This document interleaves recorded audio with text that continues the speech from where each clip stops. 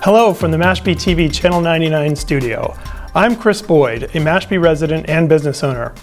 I'll be the moderator of today's MashpeeTV 2017 School Committee Candidates Forum. Joining me as co-moderator is Steve Withrow from the Mashpee Enterprise. This forum is an opportunity for the candidates to speak to Mashpee voters.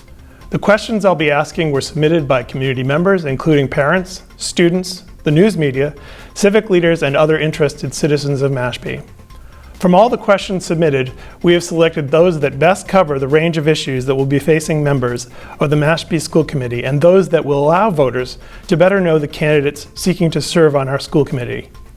Each candidate will have 2 minutes for an opening statement, 2 minutes to address each question, as well as 1 minute response to any follow-up questions the moderator may present to further clarify a candidate's response. Each candidate will also have 3 minutes for a closing statement. The candidate's position on the stage and the order in which they will be addressed was determined through random selection. The candidates have been provided the rules prior to this forum.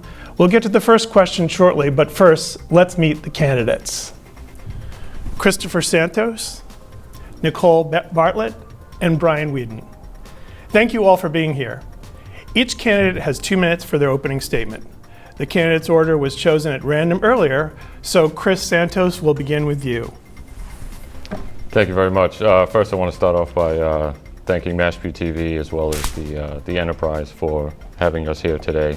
So for the last 3 years, I've spent serving my time on the Mashpee School Committee, and I can't believe it. I'm back here again. It's already been 3 years. So, you know, over that time, we've had a lot of great things happen in the school system, and I can't say enough for what the town has allowed us to do with the resources that we're given.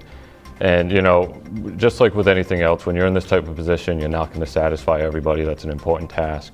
That's an impossible task for anybody to try to handle. So there are things that, you know, certain members of the town will disagree with, any member of the school committee as well as myself at times. But there is one thing that you can be certain. Every time I walk through those doors at Quashnet School Library, every time I sit in one of those meetings, sit at that table and cast my vote, it's always in the best interest of what's for the kids, the families, and the Mashpee community, every single time.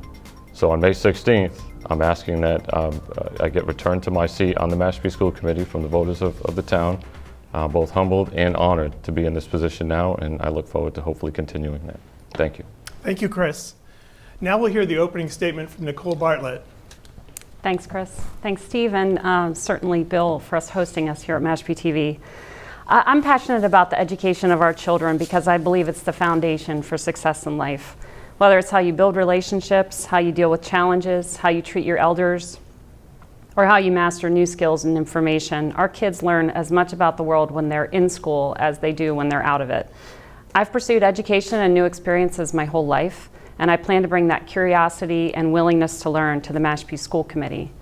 I haven't run for office since college, but I'm excited to have the opportunity to represent you, my fellow parents and community members in Mashpee on the school committee. I was moved to run for a few reasons. First, I think I have the right background to be an effective advocate for Mashpee families and support the current needs of Mashpee schools. I've spent most of my professional career as a civil servant, leading efforts to develop consensus with people from different backgrounds, soliciting input and involvement from a broad cross-section of participants, and encouraging transparency and communication. I've developed and overseen budgets of all shapes and sizes, and I know how to navigate an often confusing bureaucracy. I've designed and overseen data collection, innovative outreach, and lived and worked in diverse communities in Virginia, South Dakota, and Hawaii before finally calling Mashpee home. Second, I think I have fresh eyes. I see the opportunity that exists in this diverse and tight-knit community. I bring the perspective of someone who looked around and chose Mashpee. I'm a full-time working mom with 2 children in the system. My son is in the 4th grade, my daughter's in 2nd. I've been attending school committee meetings over the last several years and simply did not see myself represented there. I see improvements that can be made to involve the Mashpee Wampanoag tribe, whom I've worked with on science education and water quality monitoring, and I have ideas about better ways to solicit input from families and the broader community. I'd like to bring this perspective to the Mashpee School Committee, that of a working mother, one with policy experience, and most importantly, enthusiasm for the great work that our teachers and administrators do every day. Thanks. Thank you, Nicole. Now we'll hear the opening statement from Brian Whedon. Brian. Thank you. Wanikisak wami masipi natashayawang. Natasuis Brian Kamaskuta Kanutomas Masipia. Good day, my Mashpee family. My name is Brian. I'm also known as Maskuta Bear Heart, and I am from Mashpee. I greet you in the way of our Wampanoag ancestors. It is a native concept to think about the next 7 generations and to take care of our youth because they are the future. I have a strong record of local and national youth development and governance, having served on various boards from the Cape and Islands Youth Development Council, founder and chairman of the Mashpee Wampanoag Youth Council, male co-president and trustee to the United National Indian Tribal Youth, also known as Unity Incorporated, also having served as the co-vice president to the National Congress of the American Indians Youth Commission, as well as serving on the Powwow Committee, Mashpee Wampanoag Tribal Enrollment Committee, and currently a member of the Mashpee Wampanoag Tribal Youth Advisory Committee and the Mashpee Wampanoag Youth Council's male advisor. I hope to make a message that you are never too young to get involved. Mashpee is such a beautiful place with such a rich history and culture. My great-great-grandmother, Miss Amanda Stella Hicks, served on the Mashpee School Committee for over 30 years. This is when all town elected officials were Wampanoag people. I believe we all should have a voice in matters and educate starting with our youth. I look forward to this evening and wish all the candidates the best of luck. It takes a lot of courage to step up and lead. Katabatash, thank you. Thank you, Brian. The first question is for Nicole Bartlett. Nicole, let's begin with a discussion regarding school choice. Currently, Mashpee is a school choice community, with some students from other towns making a choice to attend school in Mashpee and some students from Mashpee choosing to enroll in another school system. Do you support school choice for Mashpee, and why or why not, and what benefits or detriments are there for Mashpee? Well, first of all, I support school choice for Mashpee. I think coming from Hawaii, where the schools were very poor, the public school system, one of the reasons we were so excited to come to Massachusetts was because of our ranking almost worldwide in our state public education. I think we're 5th globally or something if you lined up Massachusetts against all the countries in the world. And I think that's because we are progressive, we offer choice to different families. Now, having said that, I hope that everybody chooses Mashpee. And I think that this is what makes us great, is that we're small and nimble and have the ability to react quickly to changes that the community needs. The downsides, I probably don't know. I'm not as intimately familiar with them, but at the school committee meetings, I've heard discussions about the funding that comes into the town and the best uses for those funds. And I think I'm kind of anxious to get on the committee to see and learn more about what those funds should be used for here. Brian, same question to you, please. Yes, I would have to agree as well that I do support school choice. Having gone through the public school system and being a graduate of Mashpee High School, I've seen it be beneficial to us. I have a lot of cousins that are in the school system now, some that live on the outskirts of Mashpee, so it's because of school choice and other great programs and initiatives that we have that they're able to attend this school. So I think it's a great thing. I think that we should look more into it and see what else we can do to bring more things like this to all of our students. And I definitely do support it, and I'm all about anything that's going to better our future. Chris, same question to you. Thank you. So with school choice, I obviously do support it, as I had voted for it the last 3 years to re-implement it into the Mashpee schools. So the benefits really to school choice is, as what was stated from the last 2 candidates as well, is that we are able to bring in students. So Mashpee does have a great education system, and it doesn't seem fair for us to keep that out of the grasp of other kids that may not be getting the same education elsewhere. Not to say that other school systems on the Cape aren't great as well, but we do offer unique opportunities. So to not allow that for other students seems like it's not, a fair thing, and we should be allowing that to happen. The downside is really, because this is kind of a double-edged sword, so the downside to it would be more about the class sizes and potentially taking away from students that are already here in Mashpee. We've done a great job of limiting that as of now. So we do limit the amount of seats that are available per grade level.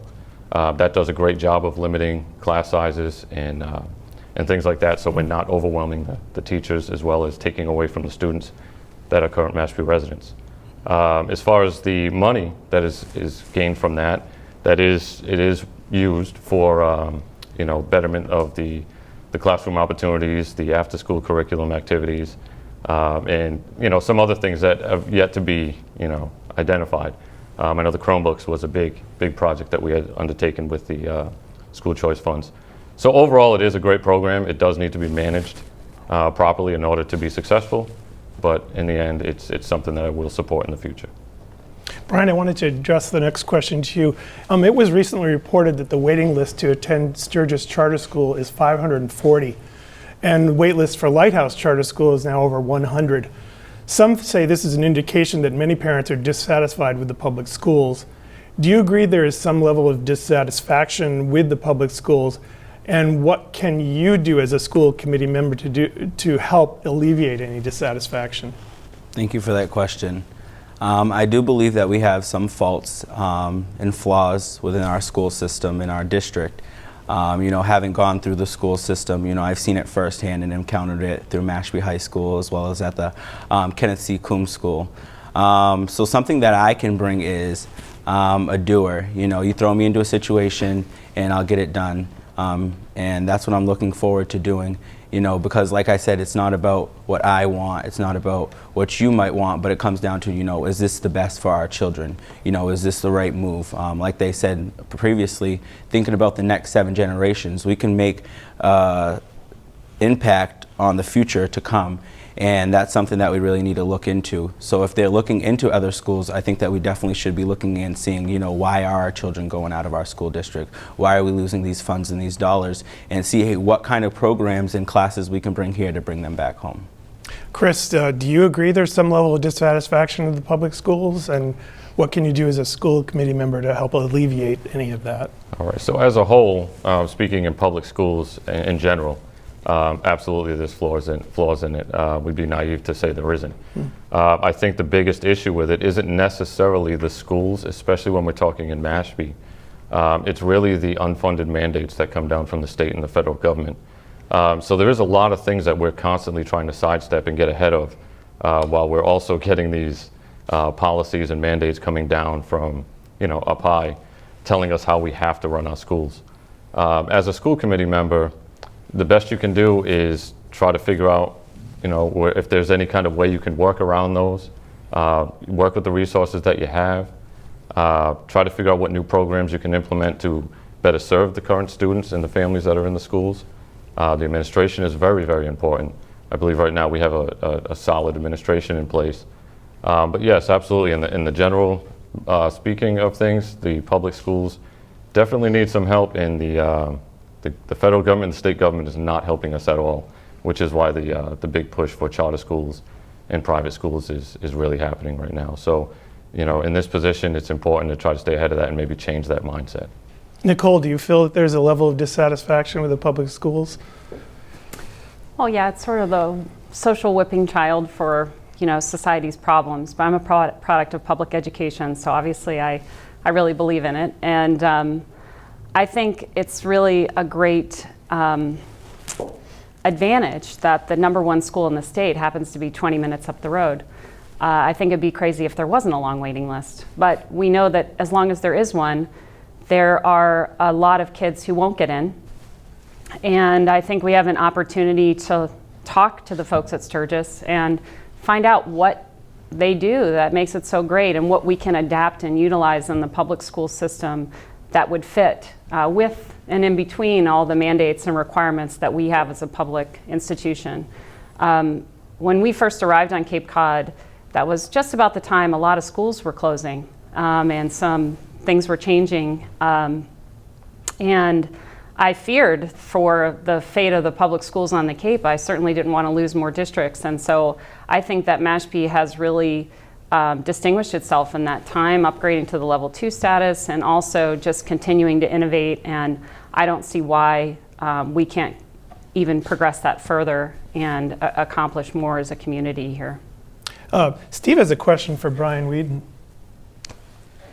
Brian, how do you think that the Mashpee Wampanoag tribe and the town can work together to improve education here in Mashpee? That's a good question. Thank you for that question, Steve. I believe that the tribe and the town need to come together once again for the common good, which would be our children. If you look at other various tribal nations that are out there, the Catawba Nation down in North Carolina pays their school system somewhere as near a couple $1 million a year just because their students go there. If you look at the IGA, the Intergovernmental Agreement between the City of Taunton and the Mashpee Wampanoag tribe, you'd see in there that the tribe is committed to paying an annual donation of $335,000 a year annually to the Taunton public schools, all because of the simple fact is they don't have enough children in their school. So I think that it takes the right person to get in there and to start these discussions, to be that mediator and that middle person, somewhat like Squanto was to our relatives. You know, they helped the English out and also helped out the Wampanoag for the common good. And I believe that's something that I can bring to the table, and that's definitely something that's long overdue that we should discuss. You know, there's no reason why we have all these great resources right here and we're not able to use them to our advantage. Thank you. Chris, I'm going to direct the next question to you if I could. One of the big issues facing the district recently has been whether to charge an entrance fee to sporting events and for transportation, especially in consideration with the recent tightening of the budget. What is your stance? Well, that's a great question, actually. So, you know, the stance with the whole budget issue that's going on right now, for me personally, has been that it's straight up just not handled properly. There's been a lot of discussion as to why certain departments are receiving cuts across the board, just like every other department, especially when you're looking at a school district. You know, when you compare a school district to, say, a police department, fire department, DPW, there are obviously some significant differences. And with the school department, you're talking about the future of our children. So when they're talking about cutting the budget on something that's going to impact us for generations, that's concerning to me. And I understand that the town has certain things that they need to do to protect the tax dollars that all of us pay, and I can respect them for that. But there are some things that should be handled. And now that's hindsight. Maybe we can work that going forward. But to answer your specific question, I'm against charging any fees. I'm against, you know, moving any more money onto the parents if we can. Some things are just out of our hands. We all want to do the best. We all want to make sure that, you know, we can continue to supply everything that we've been doing going forward, but change is change. Unfortunately, there's some things that are out of our hands. I don't foresee that coming, but you just never know. Hopefully we can reach the appropriate people in the town and explain to them and get it through that, you know, the school department is not something that, you know, can withstand cutting funds, especially going forward. We are ever changing. Programs need to change. The teaching and learning changes. We receive more funding from the state than any other department in any town, and they're continually cutting our budget. So for the town to cut our budget on top of it, we're being impacted greater than any other department in the town. So that's really where I stand with that. Nicole, what's your position on entrance fees for sporting events and transportation? Gosh, entrance fees to football games, that seems kind of un-American. I think it would be really difficult to enforce. I think it would cost money in order to collect money. You know, and my kids aren't in high school yet, so this will probably change by the time I get there. But I think I agree that it's, you know, I think one thing that started a few years ago, people do fundraisers now with car washes, and they don't charge anything for the car washes, but they accept donations. You know, maybe we could explore something like that for our public sporting events so that community members who want to kick in $5, you know, to sit on the bleachers can do so, and that it's not a requirement. But I would hate to do anything that limits the ability for the community to come together in support of our children and the school activities. In fact, I think we should be doing more to get the community more engaged and involved in the activities of the school, because in this case, the rising tide truly does lift all boats. If our school district is high performing, people want to live here, everybody's house is worth more. Everybody benefits from a great school system. So that's right, I think. Thanks. Thank you. Brian, your position on entrance fees for sporting events and transportation. Thank you. My position on entrance fees for sporting events and transportation would have to once again tie back to the tribe and seeing if we can get them to make a contribution. But also, I'm not for it, I'm not against it. However, I would be for it if it was going back to our students, you know, as long as they were paying for their games or, their Super Bowl rings or various events and things that they have. We have a lot of great athletes that have walked through the doors and through our halls at Mashpee Public Schools, and I believe that they should all be given a fair chance. And sometimes it takes money to make money. Nothing's free really anymore nowadays. So I don't think that we should charge an arm and a leg for you to see your children play games, but I also think that we should at least ask for donations like Nicole said, or look at another chance of revenue and funding. Thanks. Steve has a question for Nicole. Sure, Nicole. Recently, a committee looking at changing school start times recommended a later start time for Mashpee High School, and the committee has yet to take up that recommendation. But I wondered, what's your opinion about moving forward with the idea of a later start time? Well, thanks. I'm glad you asked that question. For the reason I just said a second ago, I think that anything that we know is going to help improve the performance of our schools and help our kids, I'm for. However, I think that implementation of something as jarring as the start of our school times has to be really thoughtfully and carefully considered. I hope that I get the opportunity as a school committee member to truly collect information, data that we can use to create a potential policy. I felt that the way that it was handled this go-round panicked a lot of people. That was a really aggressive schedule. And I think a lot of folks were very upset by that. And I think that's totally manageable. I would not be surprised, and I've talked to a few different folks about this, being in Massachusetts, I wouldn't be surprised if the governor told us in 5 years to move school start times. So I think it's something that we should be thinking about. I know Falmouth is taking it up right now as well. And I'm glad that we didn't vote, the school committee that is, didn't vote on a proposal or turn anything down at this point, and that really tried to wait until we had a really the best solution possible. So I'm hoping that I can help the superintendent collect information from families to better understand how we can do this. I think we don't quite have all the data yet. Thank you. Could I ask the same question of Chris as a current school committee member, your feelings about where the decision stands? Mm-hmm. Absolutely. So I do agree a lot with what Nicole had said, which is why, if I remember correctly, I had made the motion to indefinitely table this idea, mainly because of the impact it was going to have on families. So the data, I was part of the actual committee that looked into the entire late school start process. And the scientific data is overwhelming. I know a lot of parents that are afraid or they speak in terms of, well, we did it when we were kids and we're fine. That's kind of a little bit of a pet peeve of mine, only because innovation and change is what this country and what this world is about. It's what we're built on. Yes, it did work for us. I graduated high school, I went to college, I did everything with the current times. But does that mean it was the best? Not necessarily, just like anything else. So it is something that should be looked into and still considered.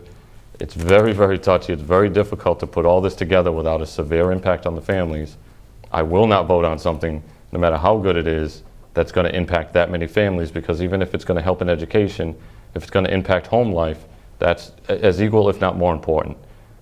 So if we can get things done right, if we can collect more data and we can get more feedback, great. Otherwise, we'll just have to continue down the same road unless one of those mandates that I talked about earlier comes down, and we have no choice. And could I ask the same question of you, Brian? Yes, I would have to agree with my peers up here today. I believe that we should really be getting out there more into the community. You know, we might have a committee, we might have some listening sessions, you know, but how many parents are really coming to that, you know? Is it ideal to hold a schedule or hearing or anything like that, or a committee meeting on a weekday? Maybe we can get a better response and outcome if it was on a weekend or something like that. And I believe that we need the whole community's input and voices in this matter before we can move forward as a town. Thank you. Nicole, substance abuse has plagued much of the town, region, state, and beyond. Is it an issue that you think is within the school district's purview? And if so, what should the district try to do? Oh, well, student health is certainly in the purview of our schools, and substance abuse I've been touched by, you know, personally. I know children of parents who've lost their children. I have family members who have struggled with addiction, and so I think it's something that we can't just ignore. So I also worry about the other children that can be impacted in that environment. So if you don't deal with it, it can sort of create problems for other students who are not directly involved. So you asked me if I thought it was in our purview. Yes. And what was the second part of the question? And if so, what should the district try to do? Well, I think they're doing a lot already in terms of training teachers and the staff in terms of how to recognize the signs, and also to communicate with students. I read a really interesting article about a small school in Oklahoma, a public school, who's overcome a lot of problems like this by creating really good relationships between the students and the teachers. And that I think, you know, there's a reason I didn't put my kids in Barnstable schools. There's a reason they're not in Sandwich schools. I think we really have small, intimate schools that I think are maybe the second smallest on the, only one school district smaller than us on the Cape. So I feel like we have a real opportunity to develop those relationships. And I think the principal in this example, there were 75 kids or so that didn't graduate that year. And he asked the fellow teachers, you know, how many of you knew these kids? And they didn't know any of them. And so he said, that's what we're going to fix. We're going to make sure that all of these kids that are known to our staff. And I think I don't know what it's like at the high school because that's not my direct experience, but my kids we have great relationships with the teachers in our schools now. So I think that's one of the main things we can do. Brian, do you think that substance abuse is within the school district's purview, and what should the district try to do if it is? Yes, I do, and this is something that we've been battling within the town for a very long time. This isn't the first time we've had this issue. However, some things that I've worked on personally within our own Mashpee Wampanoag tribal youth was maintaining the Mashpee Wampanoag Youth Sobriety Powwow and having our children understand that through our culture you can walk the red road, and to teach them about who they are as Wampanoag people, and to understand that this is the right way versus the wrong way. Also, while I attended Mashpee schools, we used to have Mashpee Cares meetings. I believe we still have the Mashpee Cares group. And this was actually one of the groups. One of them was a subcommittee that focused on this. I believe something that we can do is provide more awareness, behavioral health, mental health. A lot of these problems stem from our children when they leave that safe haven, you know, their schools. You know, we don't know what's going on at home. You know, we don't know what's going on in their lives, and I don't believe there is any such thing as a bad child. I think that some of our children just need that love and attention. So I think that we need to be there for them. Maybe in the high school we can look and bring in mental health and, you know, maybe Narcan training, things like that, so that they're aware and they can pass it on to, you know, their younger peers and such. Hey, Chris, is substance abuse within the school district's purview?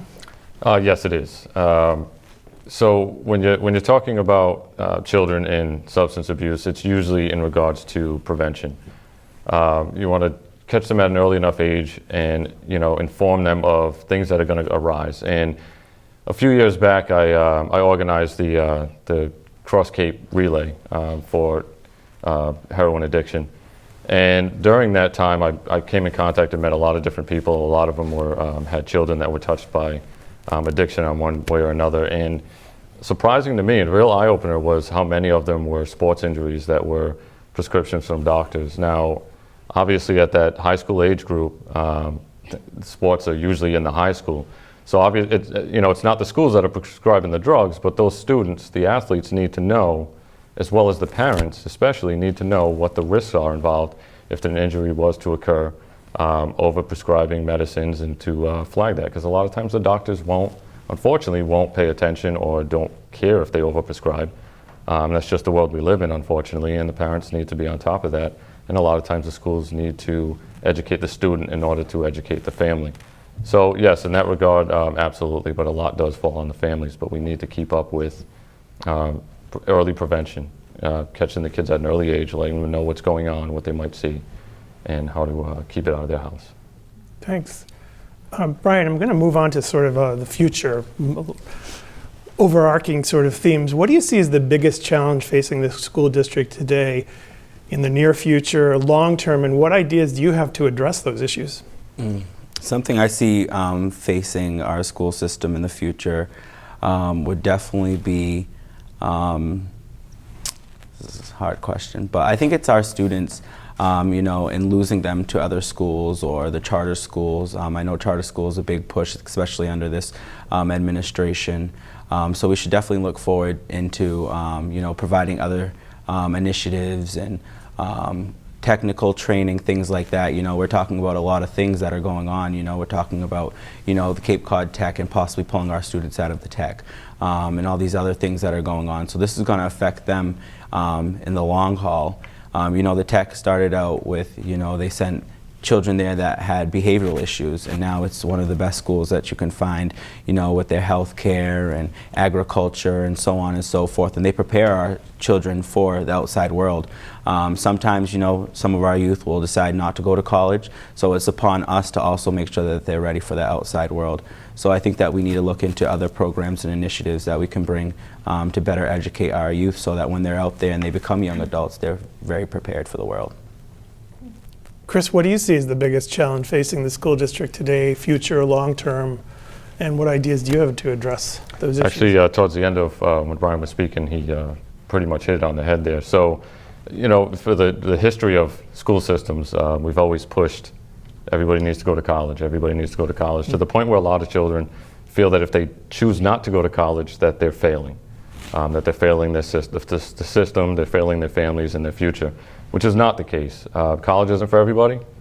College should be a very good option for most kids and most graduates, but it doesn't need to be for everybody. And with our school system, we do a good job with our college career readiness, the Tech Center of Excellence, on getting kids ready for things other than college. But I think we could make a better effort on reinforcing the students that choose to go on to a career right out of high school rather than go to college.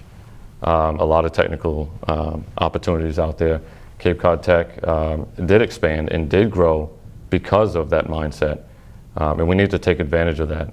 And we need to really prepare our kids to live, not just continue education. So I think that's one thing that we need to really focus on going forward. Nicole, what do you see as the biggest challenges, and what are your ideas to address those issues moving forward? Well, fortunately, I got to go last, so I got to think about that a little bit as I was listening. But, I really just think that it's the future is probably the biggest challenge. I think it's so unknown. I worry a bit because my kids are so small.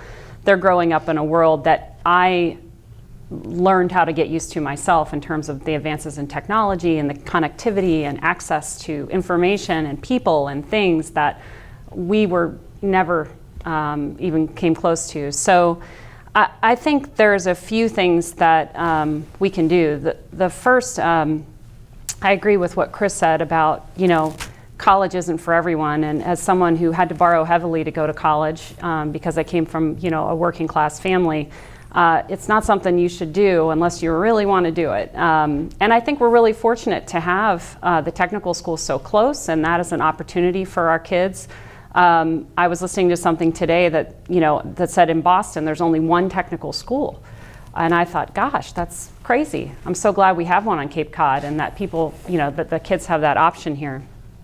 I also think, and I, coming from Hawaii, where the culture is so much a part of that place, and so much a part of everything that's done there. It's the Hawaiian language is everywhere when you go and visit Hawaii, and certainly when you live there.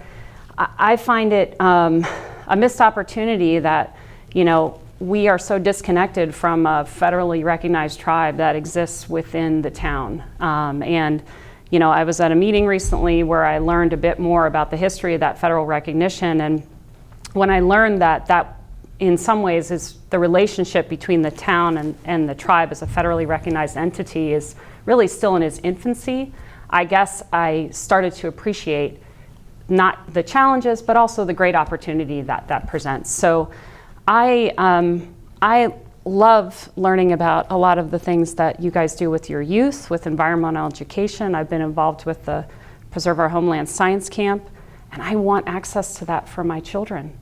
I think that if you are growing up in Mashpee, you should know about the Wampanoag. You should know about the history of this land.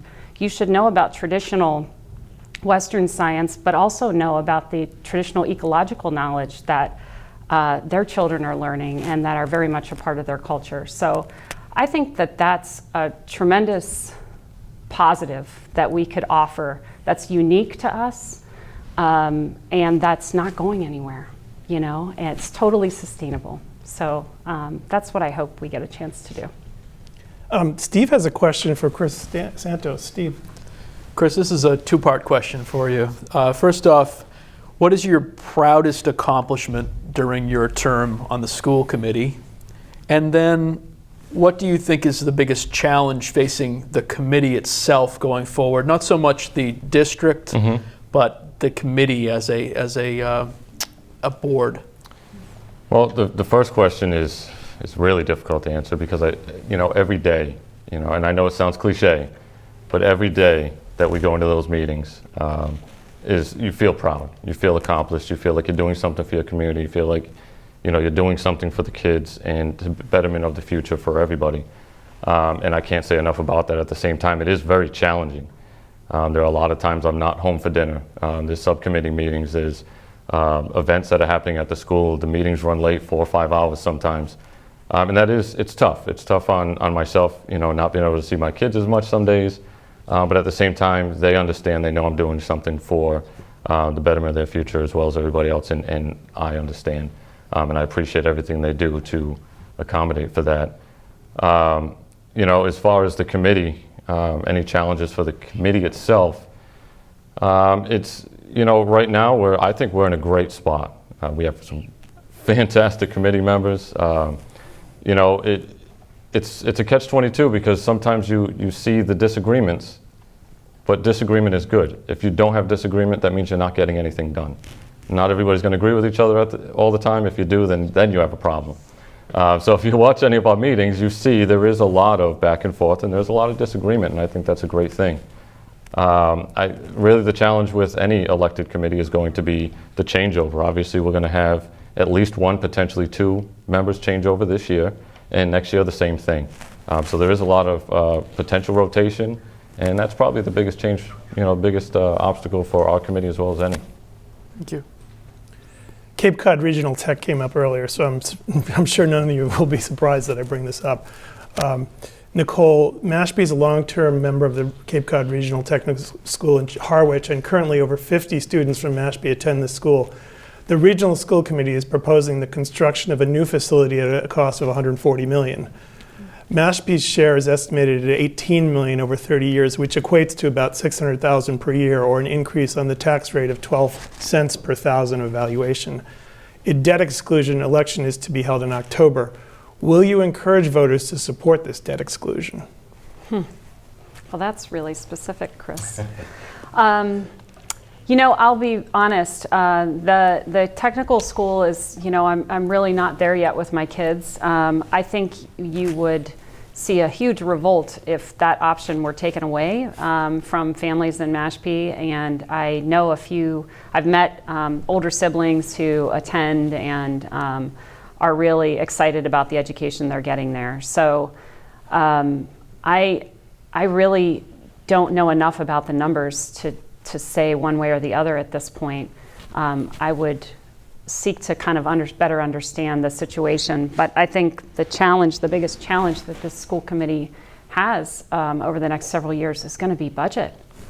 I mean, God, it's going to be grim. I mean, when I kind of saw that, I thought, well, this is a heck of a time to run for school committee. But these are not going to be the flush years, you know. So, and, you know, coupled with getting the new windows and roof at Quashnet, I think people are going to be the town as a whole might be very reluctant to support additional expenditures. So I think as school committee members, we have to endeavor to understand those issues and concerns and then see what we can do to address them moving forward. So short answer, I think I need more information, but it's a really, really important piece of the puzzle here in Mashpee, and I don't think we can afford to lose it. Chris, will you encourage voters to support this debt exclusion? I have, and I will. So the important piece of what is offered there will disappear if we don't. So if we choose not to support this, we have to pull all of our students out of there. And where will those students go? There really isn't another option. I know a lot of people tend to think there might be, but there really isn't. They can obviously come back to Mashpee, but like we had spoken earlier, the same opportunities, not as of yet, are available at Mashpee for those students, and we want to make sure that they get the best education that's provided for them in their future and what their path looks like. So if that's where they want to go, you know, we need to support that. Now, it is a lot of money, and I get that. I'm a taxpayer in this town as well, and the hardest part is getting the taxpayers that do not have children in the school system, or their children are grown and out of school, to really understand the significance of this. And just like Nicole had mentioned earlier, when we have a good school district and we have kids coming back to our town after they graduate and they have a good education, that's going to make the town better for everybody. And when we spend money, we're spending it as an investment. We're investing in our town, we're investing in our property values, we're investing in the future of this town.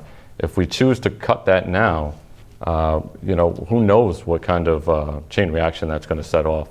And we need to make sure that we take care of the kids the best way we can now.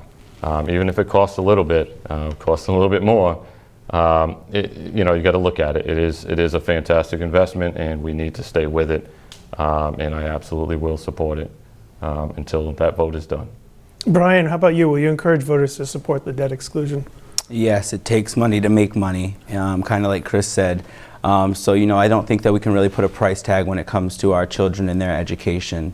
And I believe that there's other resources out there. We've already mentioned the tribe. However, it goes above and beyond that. You know, if we're getting state and local funding, you know, maybe it takes somebody in all of us, you know, not just the school committee or the superintendent, to go out there and search for other fundings and monies and things like that. It would also take probably us having to have the right person with the right relationships. While involved with the National Congress of the American Indians Youth Commission, it was all about policy and legislation, and I spent a lot of time down in DC visiting with Senator Elizabeth Warren, who is a big advocate for education. So I think that we need to utilize some of our people like that, you know, our legislators that are down there fighting for us in DC, and see what kind of legislation, and watch all those bills very carefully to see what we can do to cover the cost for this. Thanks, Chris. Mashpee is currently without an assistant superintendent. Would you propose to fill this vacant position, and why or why not? And if you propose to fill the position, would you conduct an expansive search or limit the applications to current employees? Okay, so the way that actually works is we've had that position funded for many, many years. It used to have a different title, but it's been funded for quite a few years. The old title was done away with, and it was called Assistant Superintendent, which Patricia DeBoer filled until she took her current role. So, you know, that's not something, the school committee's purview is to supply the money in the budget or not supply the money in the budget for whatever the administration feels they need. We obviously made a decision before I was on the committee to fund that position. I don't feel that it's within my purview, unless we start having a real budget crisis, to remove that. I think we have a very capable administration that can make that decision. That search is not done by the school committee either. That's done by the superintendent. So the superintendent will perform a search, usually in-house first, and then nationally. I don't know how she'll choose to do it. And then once she narrows it down to a candidate, then it will come in front of the school committee, and we will either say yes or no. If it's a no, we have to give reason why. So it's not really like the superintendent search. It is a completely different entity. But if the administration, if we can afford it, now again we are in a tight budget right now, but if we can afford it and the administration feels that we need this position, my job is here to support the administration and within the purview of the budget though. So as we stand currently, I would support it. Going forward, it may need to be looked at. Brian, where do you stand on this? Would you fill the vacant position? Why or why not? I stand on this position. However, the school system feels that we should carry this decision out. I'm a strong believer in getting back the community input. I think I would have to ask around, ask the teachers and the current superintendent, seeing how much workload she has. It might have worked in the past, but where we're sitting here and we're talking about how we can fund future endeavors for our children, maybe we need to look at certain things and line items within the budget. But currently, right now, as it stands, if the school supports it, then I support it. Nicole? Well, the assistant superintendent, as I understand it, oversees curriculum. So we need one. We haven't had one for a while. And I don't think it's fair to ask the superintendent to do several jobs at once, especially something that's really critical to the performance of our schools. So, and as I understand it, that search and interview process is already underway. So we'll probably vote on approving the candidate, but that search has already gone out, as far as I know. Nicole, why do you believe, general question, why do you believe that you'd be a good member of the school committee? I guess for a lot of reasons. You got that one first. Yeah. I probably will cover it again in my closing statement, but I think, for one, the purview of the school committee is budget, policy, and evaluating, supporting the superintendent. So I have a background in policy. I work at NOAA. I've been doing public policy for the last almost 20 years, and I know a bit about how the sausage is made. And I think that this is an opportunity for me to apply those skills to something that I care about personally, which is the education of my children. I also am a person who just loves to learn and tackle new challenges and certainly meet new people. I've been to a number of school committee meetings. The energy is a little low at those meetings. I think I might be able to take it up a little, maybe. Brian, you probably would too. In fact, you're the one of the more vocal guys on the table there. But and I also just think that it'd be nice to have a woman up there. Sorry, but I guess I'm kind of surprised at other school districts. And I know we've had women over the years, but when I started going to the school committee meetings, I just thought, really? I'm surprised. It's a pretty small community, and I certainly know a lot of moms who have a lot of opinions. So, after the most recent election, I thought, it's really time to stick my neck out. I think a lot of people who want to do this just don't think they have the time, or maybe are a little nervous about being in the public eye. I have to admit, the first time I saw my name on a sign on the road, I had a little bit of heart palpitations because I'm usually pretty private. I had to set up a Facebook page and all that stuff. But I'm also a really extroverted and outgoing person, so I think I can do the job, and I hope I get the chance. Brian, how about you? Why do you believe that you'd be a good member of the school committee? Thank you for that question. I believe I'd be a good member for the school committee because of all of my knowledge and history within the Mashpee Wampanoag tribe. Having grown up in this place and really having a meaning and an understanding for this place. A lot of us come here, but what does Mashpee really mean? The place of the great waters. We have a great history and just a love and a connection. And it's just something that our ancestors have always done. Our ancestors have always been helpful and have reached out our hands ever since the Pilgrims washed across our shores, and even when we were incorporated as a town. I mean, if you look at all these outside towns, neighboring towns, they were established in 1600s. You drive into Mashpee and it's 1870. You know, you think about it, okay, why did it take almost 200 years for them to incorporate this place? And then seeing all the Wampanoags that held office. And I believe that a Wampanoag should be here to have a voice at a lot of the matters that are going on, to advocate for not just Wampanoag children, but all of our children. You've seen my track record. I have a very impressive track record of working with our youth and youth empowerment and governance. And I'm an outspoken person as well. And I lead from the heart. My native name is Mashpee. It means bear heart. So, you know, I might be big and kind of scary in a sense, but, you know, I have a nice heart. A bear has a very good heart. And I'm all about, you know, our children and investing in them in the future, because one day they're going to step up here and they're going to lead. And I don't see enough of our young people involved in today's political process, as well as, you know, we keep on running into a problem within our very own town of finding people to run for office and asking them to step up. It does take a lot, but, you know, our youth are watching us, so I'm all about leading by example, and I think that's what makes me a good member. Chris, I probably should reword the question to you. In a second term, how do you think you would be a good member of the school committee? Well, just as any of us would hope, you know, to learn from the past. So I have learned a lot over the last 3 years. I feel that I did a good job representing what I came to represent, and that's the students and the families, as well as the town of Mashpee. And I want to continue to do so. Now, one thing that's always been discouraging to me, especially, you know, just watch any media or anything, whether it's local or national, there always seems to be an agenda. And there was agendas here, just like any other town, and there will continue to be. And I like to pride myself on the fact that I have no agenda. My agenda, if anything, would be for the kids, the families, and the town. Like I said in my opening, when I walk into those meetings, that's all that matters. I don't really care what, you know, so-and-so at the town hall or so-and-so wherever has an opinion and may look negative. If the town wants it, if it's good for the kids, we're going to make it happen as long as the school has the resources to do so. You know, so, you know, I'm actually really happy to see, being here last time 3 years ago, the continued diversity on the panel here. I feel no matter which two of us end up on, not only do we have representation from the tribe as well as a woman, which we did have two when I first got on, and since then they had left fairly quickly. You know, but they're also very intelligent, and they also have the best interest for the town of Mashpee, which I'm very happy to see, because in the event that I am unlucky enough to get my seat back, I'll know that, you know, our schools and our town are in good hands.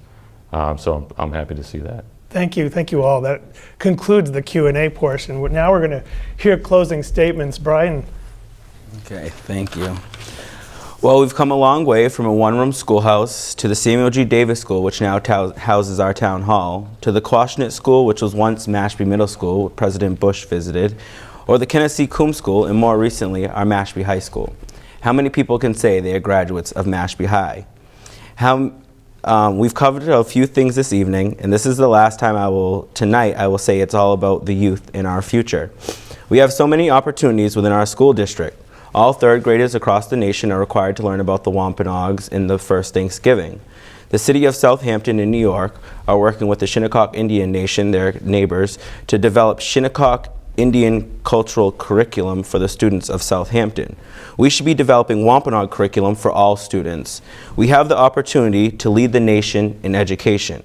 We are currently in the process of bringing the Wampanoag language to the Mashpee High School and have already started with Indian education, working with the program to bring language to our Kenneth C. Coombs School and provide it at lunch bunches. We have the chance to bring forward change, and it starts with us. I am just trying to make a difference for our young people. I consider you all my family, and your children my children. I want what's best for them and for them to be successful and good people. I'm not going to ask you for your vote. However, I will ask you for your love, support, and trust. Win or lose, I will continue to be there for all of our youth and our young people. If you would like more information, you can find me on Facebook, elect Brian Whedon at Mashpee School Committee, or at Brian Whedon, MSC, or contact me at 774-413-0520. Katabatanamu Natashaiwang Pishkanash. Thank you, my Mashpee family. I will see you. Thank you, Brian. Chris? So I know we stood here before you for the last 45 minutes or so speaking about different topics and where we stand with different events that may present to the Mashpee communities and the schools. So really what I want to talk about, because it's something that's kind of bothered me for a while now, is really the representation from the voters at the polls. No representation is more important than local government. The impacts, the direct, indirect, and immediate impact of the officials that are sitting right here in front of you and the ones that are currently at Town Hall are perhaps bigger than any other government, whether it's state or federal. We had huge turnouts for the federal election, for state elections. It's time that we actually show that representation for the local level. We run at about 10% every election, which is very sad. This is our community. This is Mashpee. This belongs to all of us. It's time that we take those votes and make those decisions for the better of your town and our town and show up at the polls. Like I said, I'm happy to be standing here, and I'm honored to be standing here with these two fine individuals. And on May 16th, if I'm reelected, I'll do the best that I can for the next 3 years and forward. Otherwise, thank you both for being here, and I look forward to any other meetings we have up until then, and best of luck to both of you. Thank you very much. Thank you, Chris. Nicole, your closing statement, please. Thanks, Chris. That's really generous. I appreciate that. As we discussed today, the purview of the school committee is budget, policy, helping the superintendent or evaluating the superintendent. And I think I've tried to talk to you and the folks here about why I think I'm qualified to do that. First, I have this background in public policy. I've been working in this field for a couple of decades. I lived and worked in Washington, D.C., where I met my husband, John, almost 20 years ago. And I lived and worked on the Pine Ridge Reservation in South Dakota, helping develop grant opportunities for a total immersion program there. I've also lived in Hawaii, where John and I started our family and lived for 5 years before moving to the Cape. And so we're calling Mashpee home. We chose Mashpee because it was a small community, and that's what I always wanted for our kids, a place where everybody knew them, a place where folks helped each other out, and a place where they could be safe. I've been really pleased with the teachers and staff that we've met in Mashpee since my kids entered the school system. And whether it's the new language program at the high school, the recent Chinese exchange program, which we were lucky enough to be a host family for that, all the math and science events, the Camp Falcon, the volunteer programs, and the new after-school enrichment activities they've added at the Coombs School. I think our teachers and administrators are doing a lot to make our schools a dynamic and vibrant presence in this community, and I would relish the opportunity to work alongside them and support them in these efforts. As a federal employee, I have experience with budgets large and small, and I know how to navigate an often confusing bureaucracy. I'm not intimidated by budget lines, mounds of paper, or meetings. I do a lot of those. But perhaps most importantly, the issues within the purview of the school committee are not on the shoulders of one person. It's a team effort, and it depends entirely on relationships. Relationships are how things get done, and often why they don't get done. I see a real effort within Mashpee schools to reach out more to parents and the community, and I have something to offer there. I think my work is entirely about building relationships, translating information to people from different backgrounds and work experience, even geographies, and finding ways to help them collaborate to meet common goals. I'm an experienced communicator, facilitator. I can help you do some surveys, and I'm confident that I can help the superintendent create a really inclusive process to inform perhaps the next strategic plan, which the current one expires this year, or any policy changes that are being considered, like school start times. I value this experience a lot because it's not just what I do for work, it's how I live my life. I enjoy learning, meeting new people, bringing people together, and creating opportunities for our children to do the same. That's why I'm so excited to have the chance to represent Mashpee families on the school committee. It really should be the center of gravity of ideas and information that bring our community together. No current committee member or candidate in this election has this combination of training and experience, and I think I can safely say that none of them is a mother. So I think I would bring a new perspective, and I ask for your vote on May 16th. Thank you, Nicole. Thank you.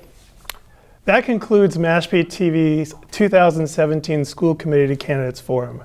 Thanks again to all the candidates for participating. Please let your family and friends know they can watch replays of this forum on channels 99 and 18 right up to Election Day. And don't forget to cast your vote at the Quashnet School on Election Day, which this year is Tuesday, May 16th. The polls are open from 7 a.m. to 8 p.m. With my colleague, Steve Withrow, I'm Chris Boyd. This is MashpeeTV. Thank you for watching.